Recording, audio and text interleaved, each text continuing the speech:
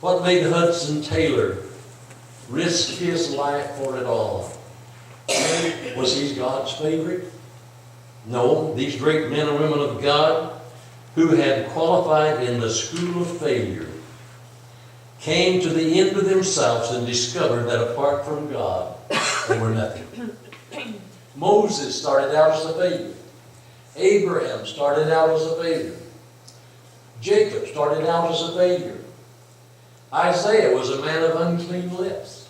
And yet great things were accomplished because they learned to walk in God's will, in God's power, and not their own. You will graduate into usefulness when you discover that apart from God, you are totally bankrupt.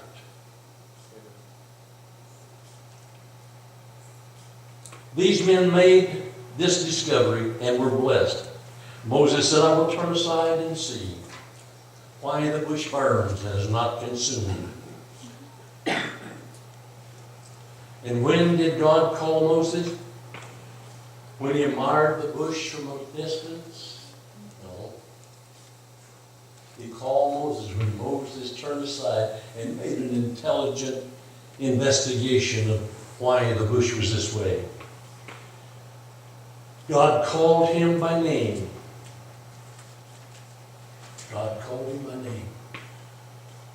Maybe you have never had an urgent call. Maybe you have never had a real sense of purpose in your life. Maybe you have never taken time to turn aside and see, time to make intelligent investigation. It could be the best decision that you ever make. No matter what our gifts, God cannot use us until we turn those gifts over to God. Exodus 3, verses 5 and 7. And he said, draw nigh, and God is speaking to Moses, draw nigh hither. Put off thy shoes from off thy feet, for the place wherein thou standest is holy ground. Moreover, he said, I am the God of your father, thy father, the God of Abraham, the God of Isaac, the God of Jacob. And Moses hid his face, for he was afraid to look upon God. God had something to say. And I'm using my sanctified imagination this morning to think maybe this is what God said. Moses, you've done a wise thing to turn aside and see what's going on here, to make an intelligent investigation. You thought this bush was something remarkable because it burned and was not consumed. Do you see that bush over there, Moses? That scraggly little manzanita bush? That bush would have done just as well. You see that beautiful Joshua tree over there? That would have done just as well.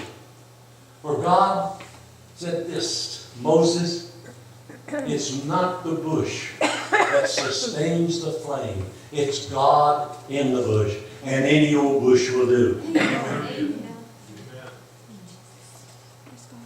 The fact is, the trouble with you, Moses, is that 40 years ago you admired your own foliage. You thought you were something. You had your military uniform of the Egyptian army. You had your epaulets on the collars, and man, you strutted about. You thought you were something. And you had my call upon your life to deliver my children. And for 40 years, you've been useless to me, useless to your brothers, and they have suffered 40 years needlessly because you didn't listen. You burned out in 24 hours, and you've been a heap of ashes ever since. If this bush in front of you, Moses, were depending on its own strength, then it would burn up quickly, just like you did 40 years ago. But Moses, it's not the bush that sustains the flame, it's God in the bush. Have you made that discovery? That it's not your talent, it's not your ability, it's not your personality, it's not your oratorical ability. It is the presence of God through the Holy Spirit in you that causes your ministry or your work in His kingdom to be effective. Have you ever made that discovery? Have you ever come to the place that you realize that all that you ever produce in your own strength is ashes? We come to God for what we are, which is nothing, to be filled with what He is, everything. The eternal I Am is all you need for all His will.